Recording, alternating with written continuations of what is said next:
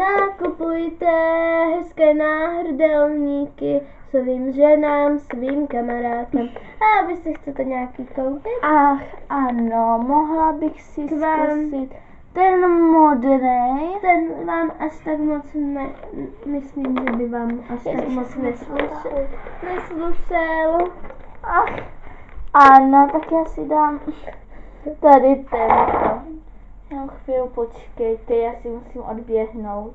Tak, co říkáte? Vy jste v něm tak hezká. Tak jo, tak já si jdu semka se podívat.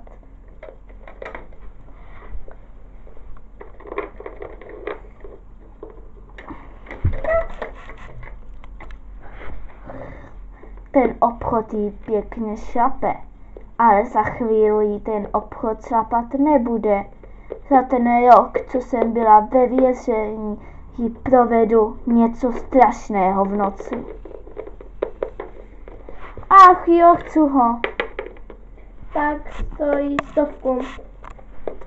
Ach, tak jo, tady máte. Děkuji.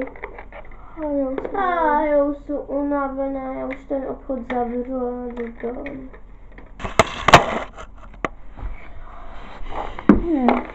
Teď je řada na mě. Tak teď ještě ten zámek, tak. Tady jsou ty náhrdelníky. Prostě takhle jenom.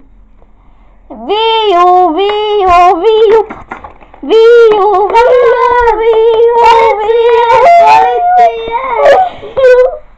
A mě někdo vykradl.